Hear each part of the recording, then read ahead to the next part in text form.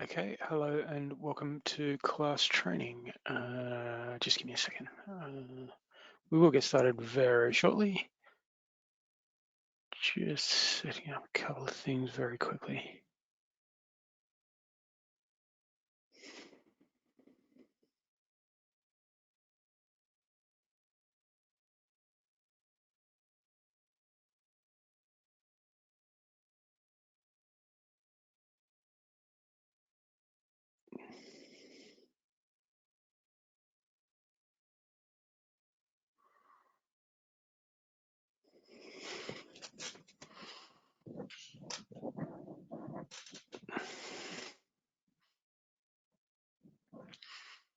Okay, hopefully everyone's on board and connected to audio.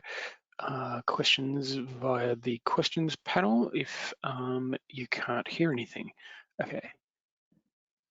Before we do begin, I will take a moment to acknowledge that we are all on unceded Indigenous lands. I'm coming to you from the lands of the Gadigal people of the Eora Nation, and I myself have a connection to the lands of the Awabakal people. I would like to pay respects to any mob with us here today and all elders, whether they be past, present, or emerging, and recognise that these lands were never ceded and that sovereignty was never extinguished. A little bit of housekeeping for today.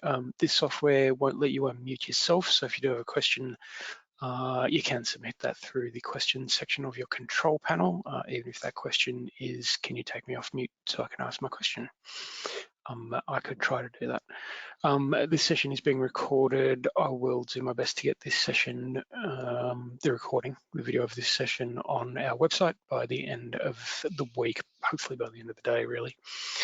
Okay, welcome to Class Administrators Training. Okay, so today we're starting a session. We're studying a trio of sessions for class administrators. So if we've got anyone who isn't actually aware of what a class administrator is, we like to say that there should be at least one, preferably several people at each centre who are what we call class administrators. There are other terms as well. People who are responsible for setting up class, setting up users, and doing other things like customizing class and whatnot. So today we're doing the first of our 3 sessions for those people who do this extra bit of stuff with class. You're probably going to hear me say several times over the next few weeks that with greater power comes greater responsibility. I'll try not to bang on about that too much. Today we're starting with user management, which is it's one of the easier bits for class admins to do. We'll probably get into some of the more complex things next week and the week after. But because this stuff, it's not super difficult, but it kind of is important. There's some important things here. I see people doing it incorrectly, and people do have trouble with this stuff. So I would recommend paying a bit of attention during this session. Okay, let's get going. Here's a bit of an overview of our session, user management. That's what we're doing. We'll have a quick word about security, and then how to create users and then find them once they're already in, edit them, and remove accessed class. I'll also talk about roles and permissions, which might sound a bit boring, but that is some of the more important stuff, some of the things that I see people getting wrong as well. There's also a little bit of a customizing thing there for your custom roles. We will have a quick look at that as well. This session's scheduled for about 30 minutes. I don't see us needing much more than that. I also forgot to mention that my name is Samuel Martin. I'll be your presenter for class training today. I've been with CLCs Australia for 3 years now and been doing these training sessions for probably at least 2 years. Okay. This slide is much the same as the last one. There's one little thing I do want to point out in here, passwords. I probably should have set up these slides better, but anyway. We don't store passwords in class anymore. The way that a user is authenticated into class is through Microsoft. So the passwords aren't in class. So if you really do want to reset a password, that would be the Microsoft password you would have to reset. I might come back to that a little bit in just a minute. I might ask you just to bear with me for a second. I do have a bit of a frog in my throat. Excuse me. Okay, hopefully that's helping. All right.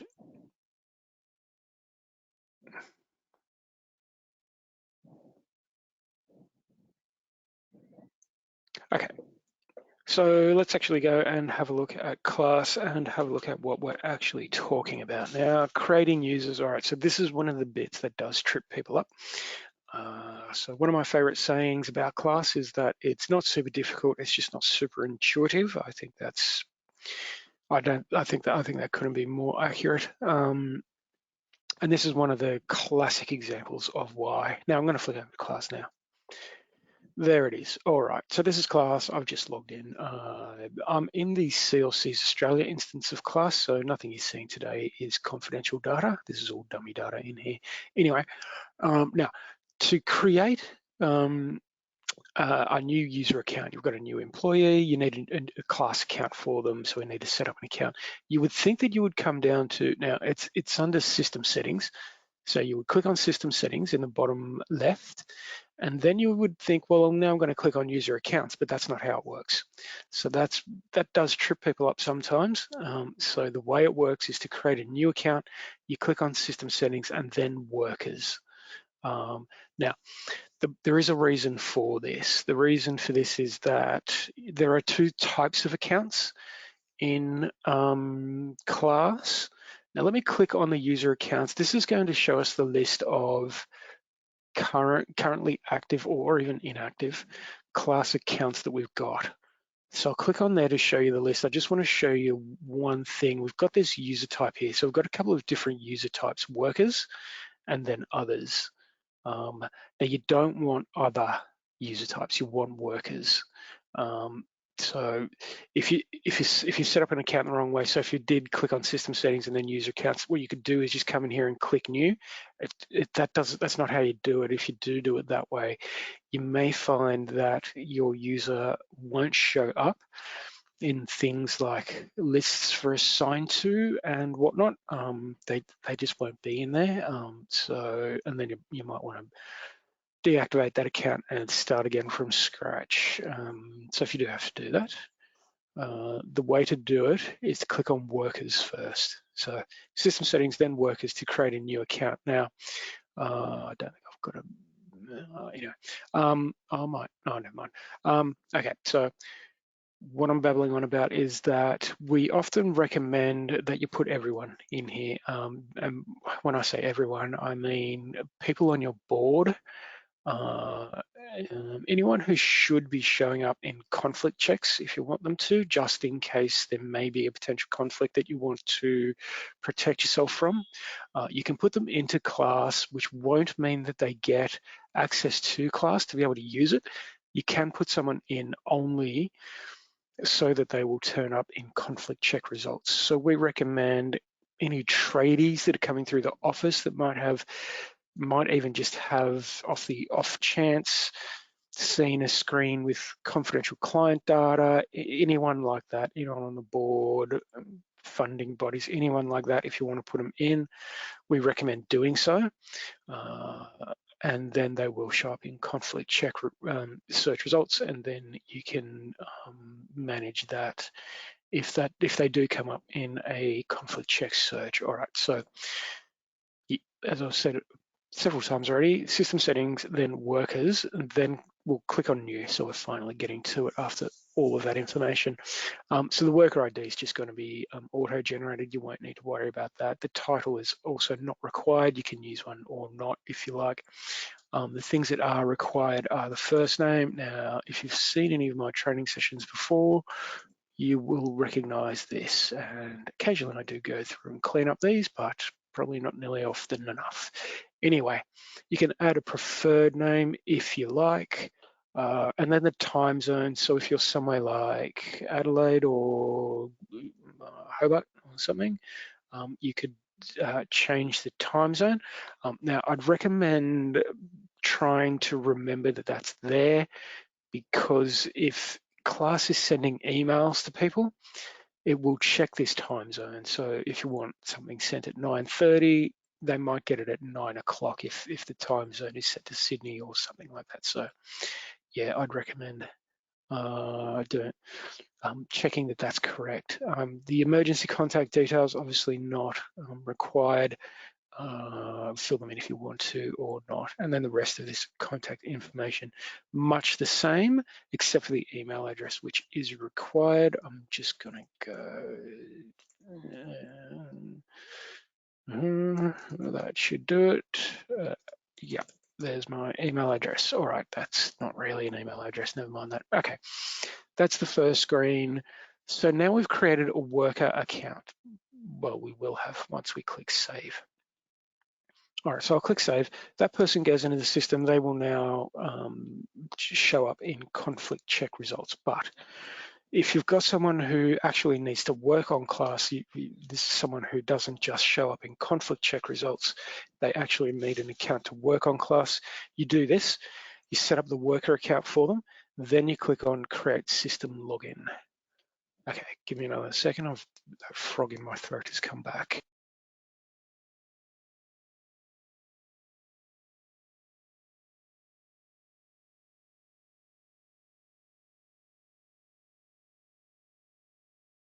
Okay, apologies for that. Fairly bad timing there.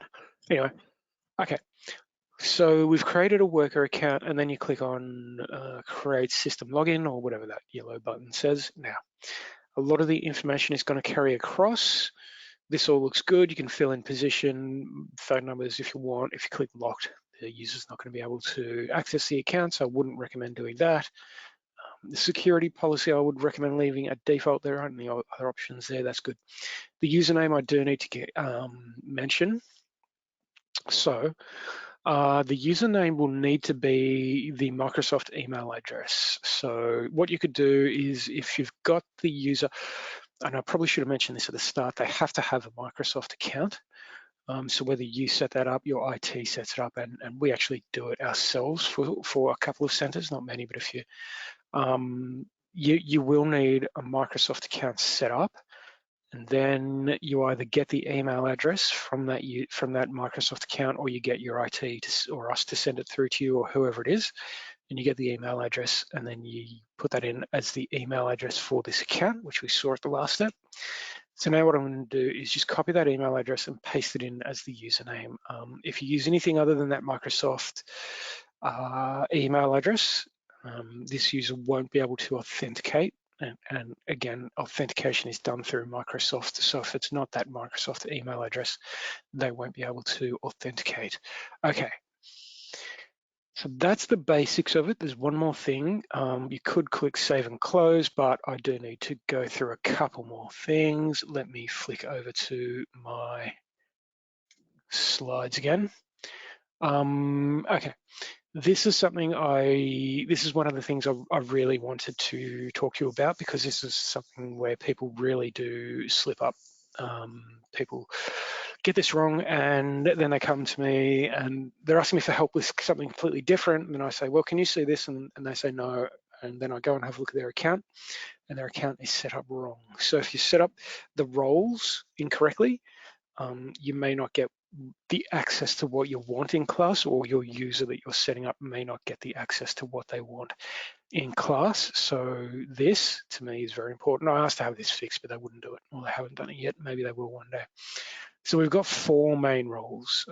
I'm going to flick across, to class and show you where to find the roles. So this is the class account we're currently setting up for our new worker, and I'm going to scroll to the bottom.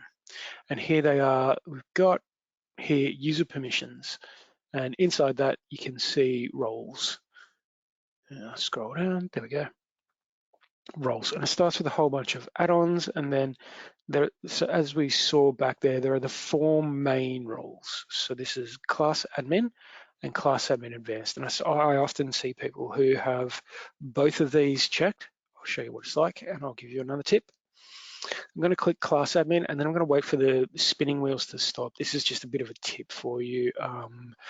Class does a lot of work in the back end when you click one of these buttons, so I'd recommend not trying to confuse it, just being a bit patient and just waiting until those stop before you click anything else in here. So now I've got class admin and class admin advanced ticked. That might seem right, that might seem like a good idea. I need both admin and admin advanced, but that's not how class works, unfortunately. If you want the highest and need the highest level of permissions to class, that's going to be the advanced admin role. But if you've got both of these ticked, class will get confused. It will then revert to the lower level of permissions. So you won't get the admin advanced, you'll get the basic admin level of access, and they are slightly different. The admin advanced role has a slightly higher level of permissions than the basic class admin account. So if you've got both of those ticked, that's incorrect. This is what I asked them to fix. I asked them to make it so that when you tick one of these, any of the other ones automatically untick, but they haven't done that yet. Anyway, if you've got more than one of these 4 basic roles ticked, there's one of the ones, general staff access, and then the other one is volunteer, which should be here somewhere. Anyway, it's there somewhere. If you've got more than one of those, the 4 main roles ticked, you won't get the correct permissions that you want. So just only the one of those that you want.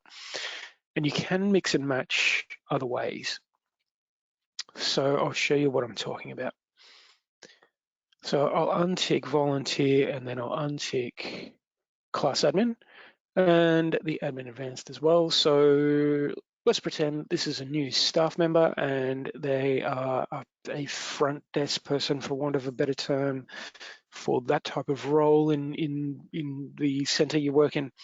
So we're giving them general staff access because that's kind of what they do. But let's say we want them to help us out with things like the bulk inserts. We want them to do the bulk inserts. So we'll give them general staff access, but maybe that, I'm not sure completely technically, but maybe they don't get access to bulk insert. Actually, they don't. You won't with general staff access, so I just remembered. So we've now got the add-ons. We can add on bulk inserts. So you can give someone a lower level of permission and then use add-ons to bump that up slightly without taking it up to the admin level or something like that. So you give someone volunteer and then bump them up to something kind of in between volunteer and general staff if you wanted to. Okay, so that's my spiel on the 4 main roles. Only one of these is to be ticked. If you have more than one of these ticked, you won't get the permissions that you want. Okay, removing accounts. There's 3 ways to go about it. I'll flick back to class. I'll click save and close because I've set up that account how I want. Flick back to the top. Yeah, that's all fine. Save and close. Okay, so if we want to remove accounts, I'll go through editing accounts as well as removing accounts. Yep. So to do that stuff, now you click on system settings, then user accounts. I'll close this one. I thought that would have been closed. Anyway, once you click on user accounts, you get this. Now we can look at all of them and we can search through them if we want. You know what I'll do this. There we are. There's a whole bunch of these that I should really delete.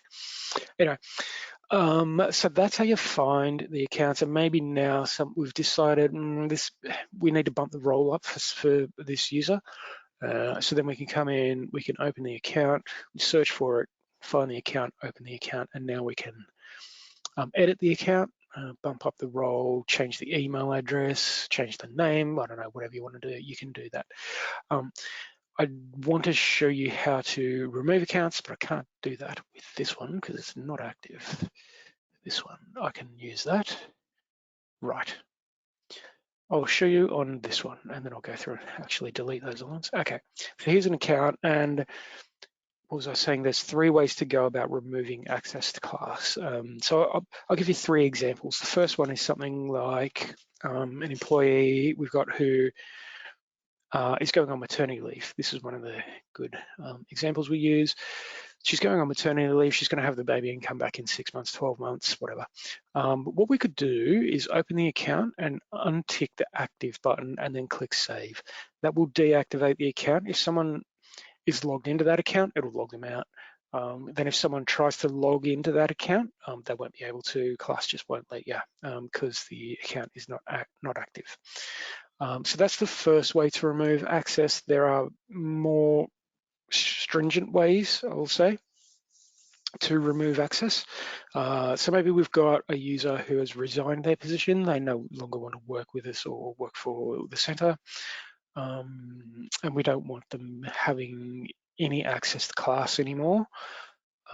So we could deactivate the account. If you want something slightly more stringent, you could click this big red button here, Terminate Account. I'll click that, and then it's going to ask me, am I sure I want to? If you want to, then click yes. It says here, once you do this, the email address and the username get renamed. I'm going to click no, and I'll show you the third way to do this. So the example here would be, and I hope this doesn't ever happen, but maybe you've got an employee who is stormed out in a fit, throwing stuff and threatening people and whatnot. I really hope that doesn't happen, but if it does, and they're threatening to delete all your data in class or something, and you really, really don't want them ever getting access to class again, you could do something like this.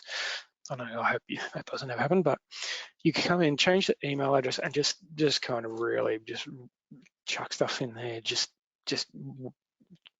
click away on your keyboard, and then you can come in and change the username. And just do the same thing. You could even just do the same thing on your keyboard. That should do, and then click save and close. That'll do. Now what I could do is click on Terminate Account. So once I do that, I'll click yes and show you what it does.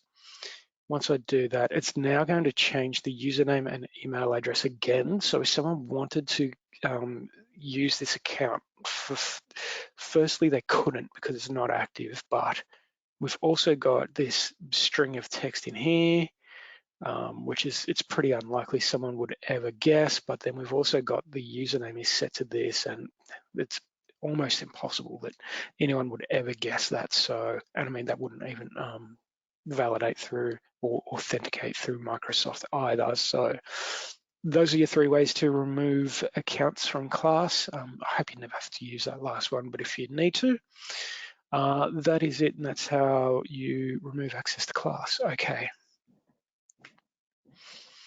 Custom roles. All right, we're getting close. Yeah, I've got about another 7 minutes. That's pretty good. All right, custom roles. Okay, I've got a few notes here. So if you wanted a custom role, I just realized I haven't explained what a custom role is. I'll do that first.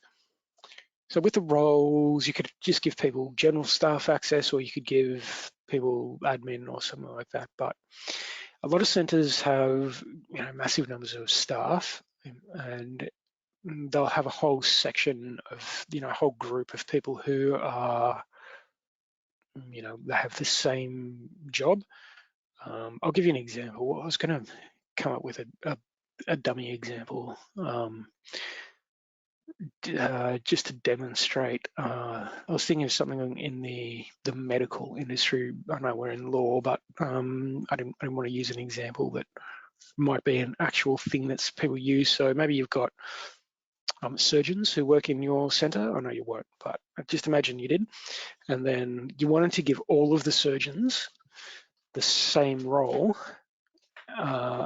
and you wanted to make it kind of a bit specific. It's not quite general user, that's maybe got too much or too little, and it's not quite admin, or it's not really any of the standard roles, and you can't really do it with add-ons either. Then you can do it, and this is how you do it. You can create a custom role, and I'll show you how to do them soon. Now, you may not need to, so if you wanted something like the general user account, but you want people to be able to retag services as well, I'll be going over what that is. The bulk insert, that's a good one. You could do that with an add-on. As we saw before, you could use the add-on, so you could give people general user plus bulk insert, just like I did earlier. So you wouldn't need a custom role for that. But if you've got something that's really technical and you really want to get the permissions in class exactly right, you can do it. As this is saying, bulk inserts usually only available to admins and advanced admins, so you could use general user plus the add-on for bulk inserts. But if that doesn't work, or if it's something more technical than that, you can use a custom role. So let's go and have a look at how they work. Here we go, I've got a question. How about a role where the user has general user plus delete their own critical dates? Yes, probably. I would imagine you can do that. Let me see if I can figure that one out. Thank you for that question. I'm going to see if I can do that right now. Okay, so to create a custom role, and the example we're doing is general user, plus they can delete their own critical dates. Okay, so we're in system settings, this is basically all we're using today. And I'm going to click on roles. So this will show the list of roles, and all of the regular ones are going to be in here, but you can create your own as well. So we've got a bunch of them. Description active, yeah, okay. So I'm trying to find a good example. This would be one that is a custom role that we've set up. I'll just open it and show you what it looks like. So this is what it looks like.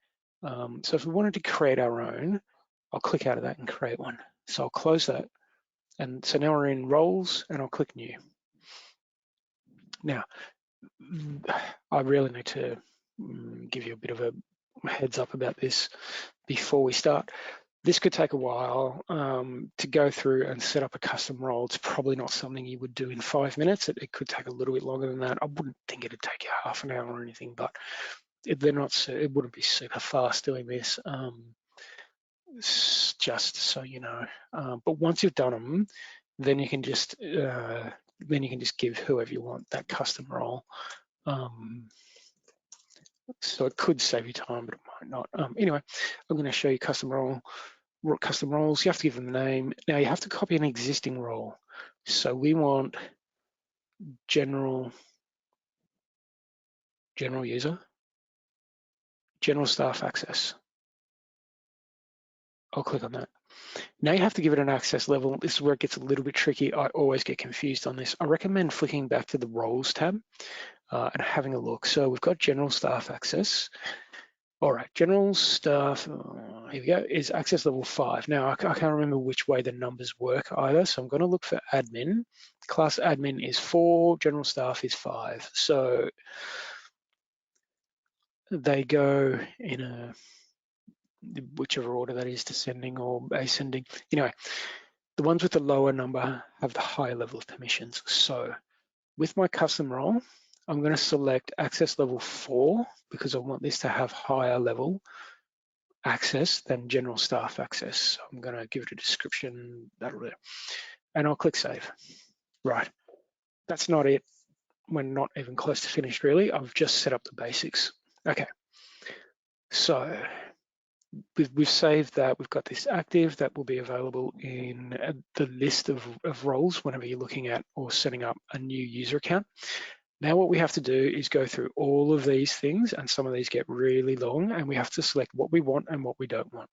So entities in actions. This is where, okay, delete their own critical dates, additional party client actions. That would be in actions. The action list, action detail view, add, edit. Oh, so I can't find that in there. So what you might have to do is bump this up to access level 3, which I think is the highest. I think there are higher, but that's only for, I think, the class developers. Anyway, I'm going to click save on that and we'll see how we go. Okay, I don't know how that worked. I don't know if that did work or not. I'm going to close it and reopen it. Just bear with me. I know this isn't a great demonstration, but these can be a bit tricky and a bit fiddly. Now, well, we've got access level 3, so that should give us it should give us access to everything, and we should be able to add or take away everything. Can view, can edit others' actions. I'm sure there would be a way to do it. Delete their own critical dates. additional parties, clients, critical date, can edit, critical date list, critical date, update critical date. So essentially what you would do, what you would kind of need to do is come through and select everything. So we want them to have all of this. Do we want them to be able to edit others' actions? Maybe not. We then remove that. Then everything you don't want, you have to go through each one and choose what you do and don't want in this particular role. I know it would probably take a while to set up one of these exactly the way you want. But once you've got one set up, I'll just flick back to the top. That's for class, and then communication services, system settings and tools. So you could accidentally give people access to things like dashboard template. I don't even know what that means. Anyway, system settings, you could give people access to things like the message board without actually wanting to, but you could just come through and then just remove access to that for that role. I would click save and close. I hope that's a good enough demonstration. So that's my custom role that I've got now. If I want to give that to any particular user, I can do that if I like. Now, 231. All right, I didn't think that was going to take that long. Anyway, that's about it, I think. I'll show you where to maybe open class in two windows and compare the roles side by side. Not a bad idea, not a bad idea at all. I like that idea. I might just show you documentation, getting help, things like that, unless there are any other questions. If there are other questions, please fire them through and we'll see how we go. You can also contact the help desk for help with this if you would like. If you want us to try and help you set up a custom role, we're more than happy to help you do that. So I'll just flick back to class, show you what I was actually doing there. This little button, question mark in a circle is help. Click on that, that'll open the class documentation on our website where you can access the class help desk portal. I'll open that in a new tab. Or you could send us an email. Now, this is how you get help from the class help desk, just in case anyone doesn't know. You've got the email address, you can just email us there. We've got the portal. There's also a phone number, which I will show you. So if you come into the class documentation, we've got this menu, navigation menu on the right. If you look for help and support, that is where you will find the information on how to get help and support from the class help desk. And we've got the portal, as I was saying, the email address, and this is the phone number. If you want to just speak to someone, you can call us. If you don't get anyone answer your call, please do leave a voicemail. We listen to them all and we will call you back if you leave your name and number. There's also the portal. I'll show you quickly. This is the portal. Up in the top right, we've got requests. I'd click on that and show you what it looks like, but I don't have any in there, so that's not going to show you much. If you want to use the portal, you can have all your help desk requests in one place if you like. You can just come in and set up a question about class, LexisNexis, the NAS portal, or something not about any of those three systems. You could ask about that if you wanted to. If it's about class, it might be about account management. You would just click on that and then go help with custom roles or something like that. And then say, I'm trying to, blah, blah, blah. And then how do I do this? And someone will send you a response. You would just click create. Okay, so that's the portal. Now, if you want to try and read through all this and figure it out yourself, we've got the admin manual within the class documentation. Excuse me. So if I go into the admin manual, it's all in here, all the things we have spoken about today and we'll speak about over the next 2 weeks. Worker and user accounts. This is the information we were basically talking about today when we've got all the information in here if you would like to read it. Creating and managing, WCAG settings for user accounts. Yeah, you could go and have a look at that if you wanted to. Roles, there was that thing I was talking about the only choose one of the 4 main roles. We've got information about that, passwords and accounts, other settings. If you wanted to look at any of that and read through it, you are more than welcome to. Okay, I might wrap it up pretty much now, though. Thanks for being part of this class training session. We hope that does help. There's the email address again in case you need it. Okay, have a great rest of the day, and thanks for being part of this class training session, and bye for now from CLCs Australia.